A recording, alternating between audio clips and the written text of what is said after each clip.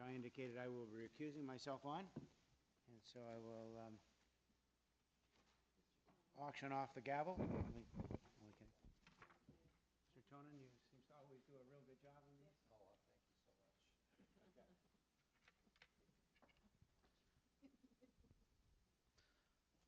I guess I should call Mr. Tonin Mr. Chairman.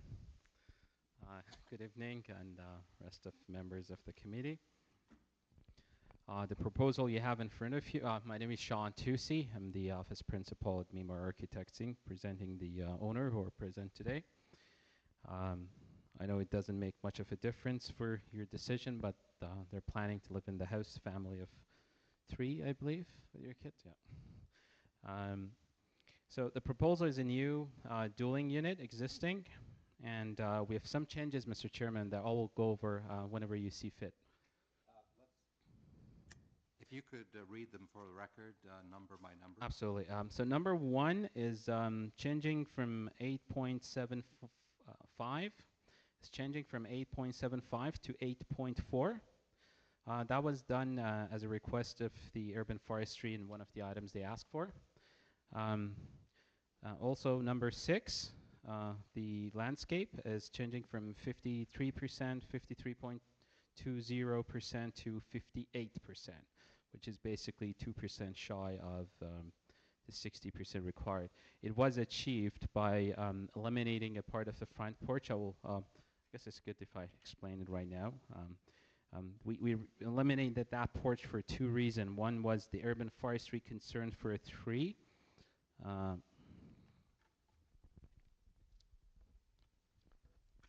Is that the end of the changes to the? Yes, Yeah, Mr. Chair. Okay, My great, apology. Thank you. So there used to be this. This diagram shows it better. So this used to be extending. I will show it with this pencil, but please disregard it. So this is how it used to be. So it's coming into the protection zone of this 3 that belongs to the neighbor, and also eats into the landscaping. So by eliminating that, we actually stayed outside the protection zone for the design, as well as we increased the landscape, which was the concern of urban forestry. And I will start doing very quickly. We met the neighbors outside. They were very nice. We had a good conversation, fairly long. So I think, but I think they still would like to raise their concerns. So I'll try to address some of them as I go, so that saves a little bit of answering, and I know you guys had a long day. So this lot, the main reason why we're here, other than typically, people come here to get a little bit bigger houses, is the specific condition of the site. And that's very important. So I'll try to spend a big part of my presentation on that, because that is causing 2 of the major variances that looks to be the major concerns of the neighbors, as well as the planning as well. So this is really the shape of the property. That's the Whitaker Crescent. So if you look at it, we have a sort of a S shape, and that becomes really problematic when we want to measure the building length. It causes a technical higher number that we have. And this is the back of the property as you'll see it. None 2 lines are really parallel. It makes it very hard, and especially, I think this is a good sample of why people come to Committee of Adjustment, because things get a little bit technical and out of hand. So what I want you to bring to your attention is that the shape of the property is not a normal rectangle. That causes our building length problem. And then also, this is the actual survey. I know it's not clear, but I guess I'll get the courtesy of reading for you. So under the old bylaw, the way the height's measured is from the center line of the road. That's the 0. So this house, being right on the corner turn, is actually the highest point in the whole neighborhood, being almost 2 meters higher than the neighboring property, and being about just don't want to give you wrong information. Being about half a meter higher than this property. So it makes this the highest point, and that causes our total height variance, as well as the main floor height variance. That again, we believe they're technical, because the way the old bylaw measures is from here. The numbers that I think is very important to explain is that the existing house, the existing older house that is present here, which is a 1-story bungalow or little house with a lower basement and all that features, is 3.1 meter higher than the center line of the road. So the old bylaw requires 1.5 meter. But this house, because the way it is situated on the hill, higher than all the houses, even the existing house is 3.1 meter. The neighbor on the right is 2.91 meter higher than the certain line, their finished floor. And the neighbor to the left, or I could say to the west, is 2.9 meter higher. What we are proposing as a variance, one of the variants, is our main floor height for the proposed house is 2.7 something higher, which the exact amount is 2.72. So that means what we are proposing, even though number-wise looks really high, technically it is shorter than the relatively short house that is currently there. We're 30 centimeters shorter than the current house, and when the house is built, we're going to be 20 centimeters on the main floor shorter than the neighborings, both on left and right. So the entrance door will be 20 centimeters shorter than the neighbors, and it would be about 30 centimeters shorter than the existing house. That's why we believe that variance, even though it looks strange, it's really just a technical number. Could I ask you to wrap up? And one question I have is, can you show the front elevation, please, Absolutely. to explain the first floor height?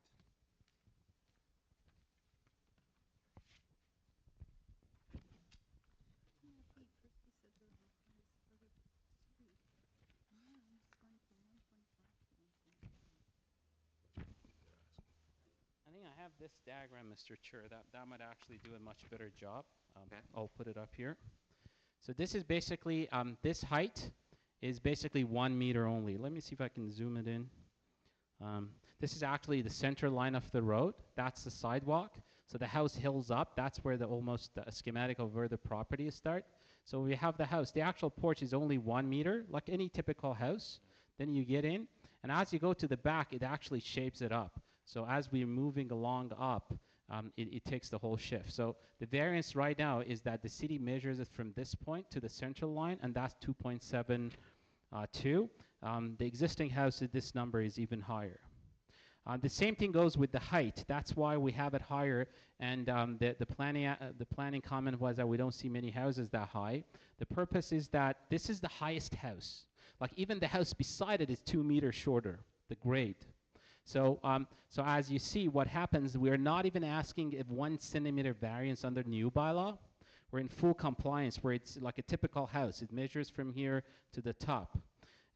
However, because it measures it from the certain line of the road, by the time you reach the mid-roof, you have the number of 10.12, which is again higher. As I mentioned, the house being on the hill is causing these two numbers go, but these are just fictitious, technical, non-realistic number. And last thing, the building length, Mr. Chair, this is the shape of the house, property. As you see, it comes off from the sidewalk even. It's a little bit odd, but that's how it is. And what it does is that the actual building length, what technically you see in a rectangular, is from front wall to the back wall. Our number is 16.28. We're technically, where you're permitted almost 17 meter.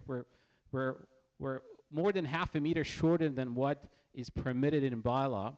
The reason we have this variance is because the way the building length measured, so it says whatever the shape of the front is, shift it back. As soon as you hit the house, find the furthest point, and then it's offset it again, and then find the furthest point at the back, and then you measure that, and that gives you the building length. But the technical, realistic, what measures is this much. And then if you look at my previous sketch, at the back of the house, the height is significantly lower, making any impact that the extra height would have significantly less. So this point to even this point is about 2 meters. Okay. And then from here to here is another meter. That means any possible extra shadow is significantly reduced because we only have 8 meters at the back versus 10 meters at the front. Thank you. Great, thank you. Okay, opposition?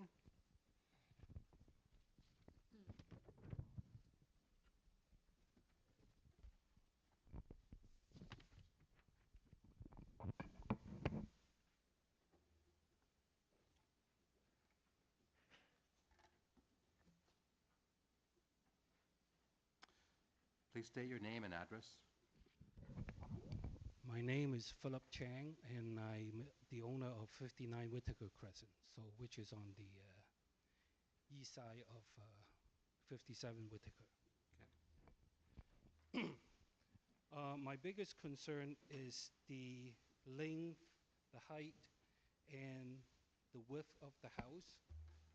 It almost extended at the back, almost like compared to the existing house. It will block the sun coming from the west to the house. Okay, and my daughter's window will just look out into on the west side, a wall. Okay, and the wow. So that will impact the back end of the house and will make it a lot cooler.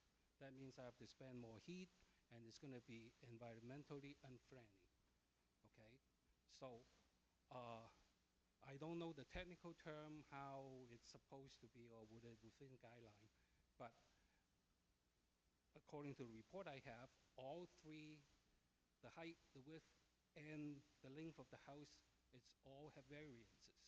So that's where I'm object to. Okay, so it makes the backyard, especially in the wintertime, it's going to be very cold because it's blocking the westerly sun. Okay.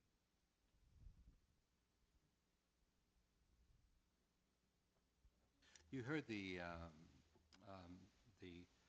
proponent explain why the length, how it's calculated. Do you understand? Because of the curvature and so on, and the way that it goes diagonally.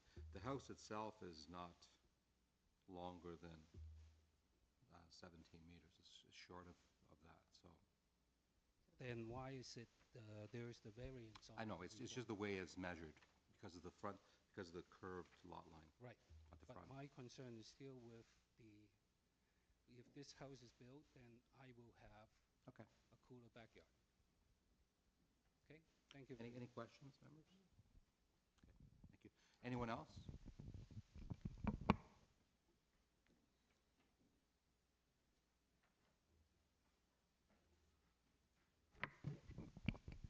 Good evening. My name is Carol Stinson, and I live at 37 Moorwood Crescent, which is the street that backs onto Whitaker. So my home is located one house to the west of the proposed new build. My neighbor, who is actually not able to come today, is on her way to Korea, but she is actually directly behind the new proposed build as well. So the biggest concern that I would have for myself as well as my neighbor has to do about a shadowing effect that might be caused by this new proposed build.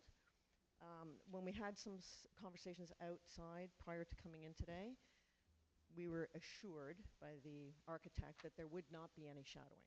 So my recommendation, or at least ask of them, was to have a shadowing effect report done, just to validate the fact that our concerns are not real, but we believe them to be real, based on the height of this building once it is actually built on this, as he describes, raised level of land. We believe that that additional height is going to cause dramatic shadowing on both homes. And in addition to that, we think it will also cause some shadowing on the homes that are beside, not just behind.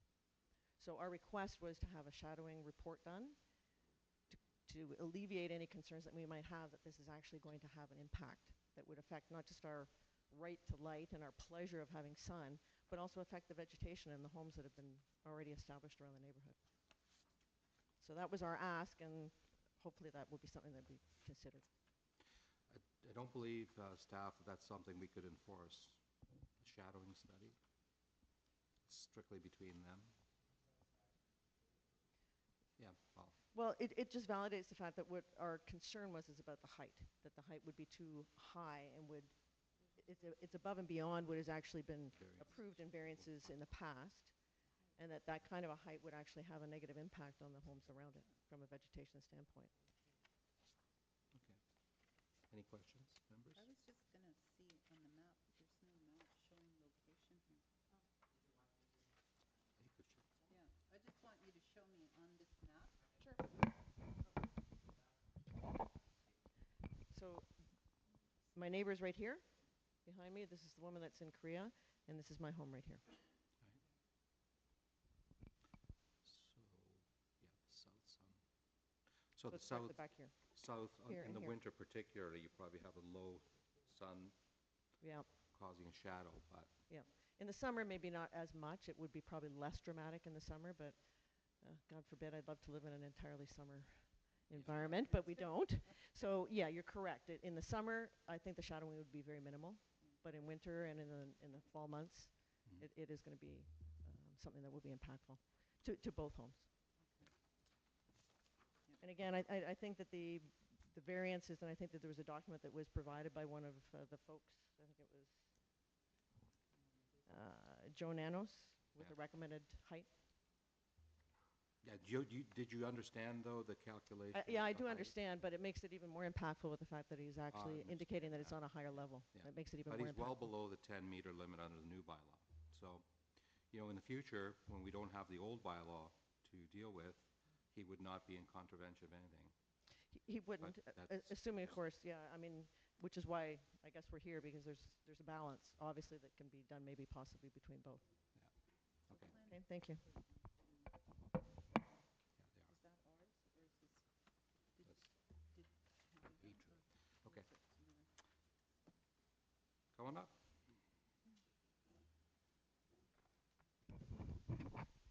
Sean Blaney from 55 Whitaker Crescent. Just addressing, probably my largest concern is the impact on a 60-year-old Norway pine tree on my property. That is, there's a minor variance being requested in points 3 and 9. And the urban forest has actually objected to both of these minor variances, which are included in both the new bylaw and the old bylaw. And this current proposal from where the building will situate will have excavation going into the tree protection zone. It also cites the tree as on the architect's drawings as 40 centimeters, whereas urban forest measured it at 50 centimeters. So that is my largest concern, is the safety and health of that tree. Okay. Is there a diagram that indicates where it is, or maybe I could ask Mr. Toussi? Do you have a diagram with that? Okay. Thank you.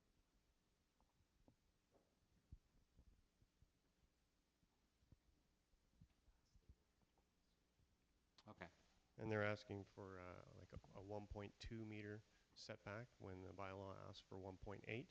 If the bylaw of 1.8 is enforced, that would bring the building further away from that tree and help enforce the tree protection zone.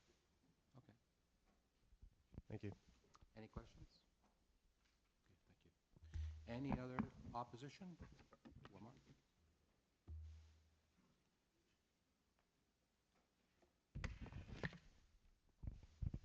My name is Doug Stevens. I'm representing the Municipal and Government Affairs Association of the Baby Village Association, and I'm also a property owner that lives at 35 Morewood, so I live directly beside Carol, who's already spoken this evening. Okay. Harvey Beecroft designed most of the properties in Baby Village and set them up in such a way that there was going to be adequate setbacks and space between these houses. Up until his death a couple of years ago, he was a person who lived in Baby Village and very pleased with the way the community was set up and why it makes it such a great neighborhood and an attractive neighborhood to live in. My concerns are that the variances are still very huge. 6 out of the original 13 variances are less than 10%, which from my perspective is kind of rule of thumb that makes them okay.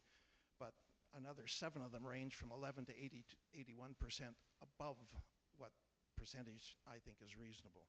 So I'm very concerned from a perspective of precedent setting where all these variances come tumbling on down and you end up with a house that's quite asking for a lot of takes away from what should be the bylaws.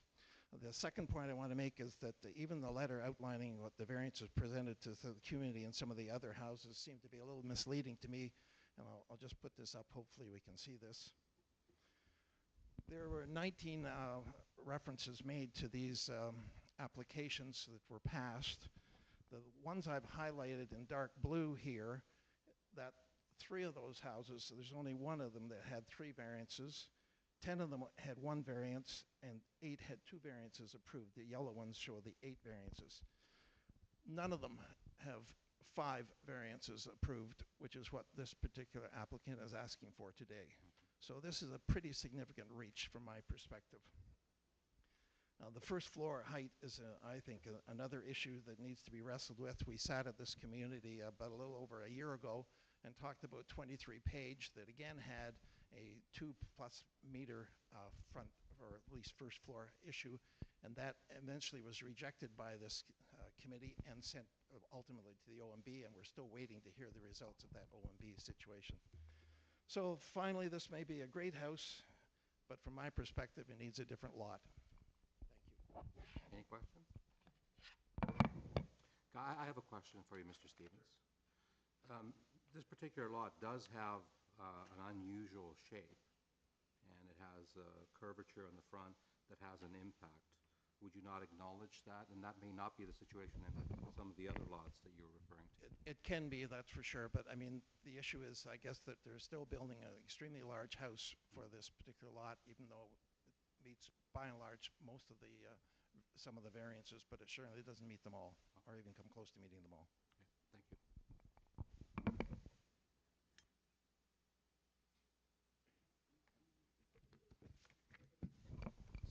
Mr. Chair and members, I could divide the concerns into three categories. The shadow for the rear properties at the way at the back, the tree issue that we have, and as well as the first floor and total height again. I think I've explained that the first floor total height, we are in a total compliance for the first floor height under the new bylaw. In fact, under the new bylaw, we can go 1.2 meter, but our porch is only 1 meter. So we're 20 centimeter on the new bylaw less than what is required. We did that to accommodate basically the negative impact that the old bylaw would have. Again, our house, the first floor height is lower than what is existing there, is lower than both neighbors. So we think that exactly shows what is going on here. And the same scenario goes with the total height. Well, while that height is a concern to impact the neighbors at the back of the property, well, if you look at the section I showed, when you reach to the back of the property, the height is not 10 meter, it's only 7 meter to where the roof starts, and then you see that gradual slope, that's about an 8 meter.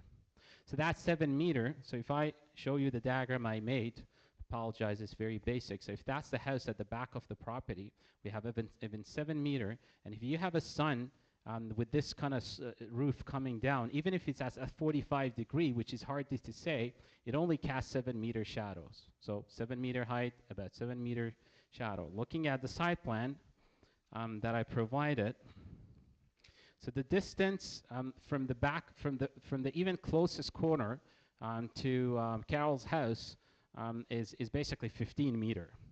To this house at the back is 30 meter. So it's double. Even if you draw a 45-degree angle, it's double more than what can even, any kind of shadow can even touch their property. Not alone, obviously that's their backyard, so you have another couple 20 meter to reach their building where it would actually start it's not like a 10-story condo. So we believe the concerns for the shadow is not something that would reasonable. And the interesting part is the same thing that makes it a negative point at the front in terms of increasing the height becomes a positive point for the neighbors at the back, because the actual amount of shadow at the back of the house, the height of the whole house is only 8 meter. Where even under the old bylaw, you could be almost 10 meter, or under the new bylaw. That means the amount of shadow the neighbors get to both sides is much less than if this house was a normal flat roof, which basically we wouldn't even be here for variance. So if you take this amount is basically 1.5 meter. If you take this difference is the part that creating the problem, and for this house only. Not any other house in the neighborhood. This house only, I just show you is the highest point. If you take that 1.5 meter out of this, that becomes what, 8.5 meter? So we are permitted under old bylaw 8.8.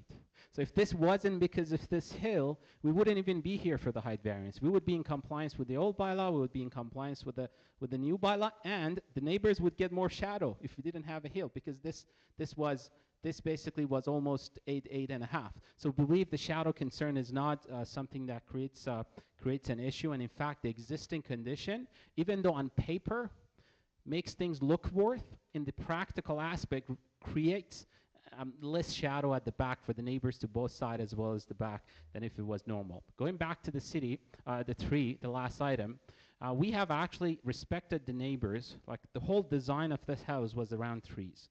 We did our best to protect the trees. And the way we actually did that,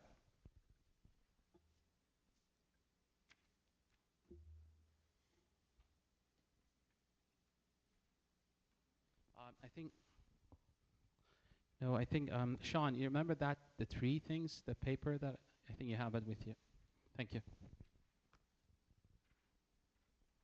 So if you look at this, the same diagram, we kind of draw the trees and their protection area, and then we situate it in a house in a way to protect that. Like this is more expensive to build, like going jog in and out, but we actually sacrifice the design, sacrifice the actual cost of the project. So when as we reach more towards the back, we're increasing the setback. If you look at this line, so I just put it this way so they're sort of a comparable. If you look at this line, as we reach the back of the house, we're increasing the setback more than what is permitted. So these two lines are 1.8 meter. And if you look at on this side, to compensate this little triangle that is getting closer, we have actually come further back.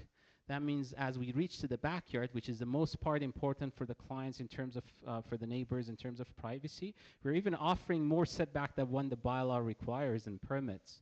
A building depth is in compliance if it wasn't because of the shape of the property. Our height was in full compliance if it wasn't because of the shape of the property, and therefore we believe by no means this property is an oversized property or a super high property that shouldn't fit. This is the protection zone. We eliminated that porch to accommodate the concern of the urban forestry and the neighbor. So the current design does not go and encroach into the urban forestry protection zone. However, we're absolutely fine should the committee decide to approve the application. They would impose the urban forestry condition where we will work with the urban forestry as well as if needed with the neighbor to make sure a resolution comes that the tree doesn't get removed. And I don't think what other better proposal could come out of this. Thank you. Thank you. Any questions? Just one. Planning has set out about variance number 7 and 12 to modify to be closer to, and I understand, but can you give me an explanation on why variance 7 and 12 are not going to be modified? Absolutely. That's a very good question. You need the new one. No, actually, absolutely. It's a very good question because it came up outside too, that if you care about the neighborhood, why you don't want to comply with and accommodate the neighborhood's concern. Do we have that? You know what, I think I'll try to do it here. So here is how we really built things up in this house. Here's what we did. We said, okay, so this is the, so we said this is the sidewalk. We can't do anything with the sidewalk. We can't raise it up. We can't raise it down. We can ask people come in, the city wouldn't let us. And then you need a 2% of slope minimum to get the water drain. We can't have a reverse slope. So what we did, we created a 2% of slope, and then we reached Use the microphone, please. So we did a 2% of slope from our absolute minimum. We reached where the front setback is, which is average of both neighbors. We couldn't bring it forward. It would create a variance, so we stayed where we had to. And then we created a minimum height, which is 7.5 meter. So the 7.5 meter is basically here to accommodate 6 inch for the garage door to open. And then we'll have 7 clear, which is the minimum required Ontario building code for the height. It's basically 6 foot 8 inches, but the garage door may become, but nonetheless, it would be 7 meters, the minimum we could do. And then we have the floor thickness, and then we actually gained our first floor height to, I believe is 9 meter. And then we have the second floor that we have 9 feet, 9 feet, and then we have the roof here that I believe currently is only 2 feet. So typically trusses are like 8 foot high. So even right now I'm standing in front of you. I don't know if we can even do it because we can't make it smaller than 2 feet. It's a 76 foot, 60 foot span.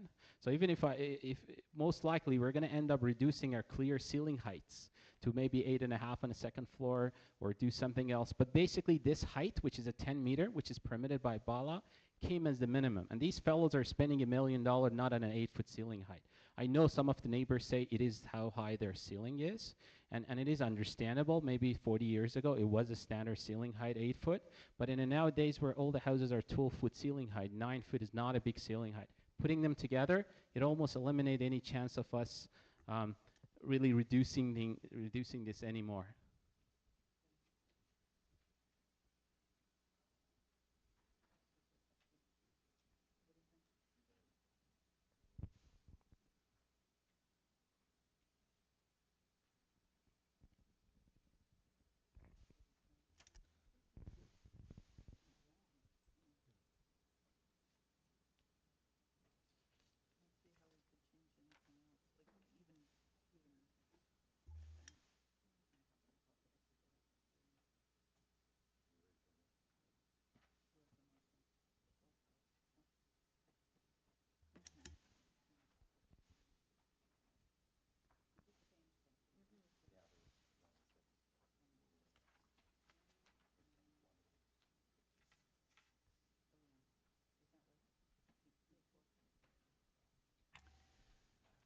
Okay, thank you for all the explanation. I think from our point of view, we can see the difficulty with the site and how you've worked with it, and we're okay with that. I think in this particular case, I don't see how you could amend it, and I understand your explanation. Thank you for dealing with the planning department's concern. So I am going to recommend approval with the changes the applicant suggested. So variance number 1 amended to read 8.4 meters. Variance number 6 to be amended to read 58%. There was nothing for 7, right? Okay. And still, sorry. I can't do anything. They didn't ask. Okay. And subject to urban forestry comments. Except they're asking for a deferral. To additions to work with it. Anyone else? No. So we're going to include urban forestry because they're going to have to work with them anyways. Okay? Thank you. Okay. Seconded? Seconded by Ms. Levy. All in favor? Your application has been approved.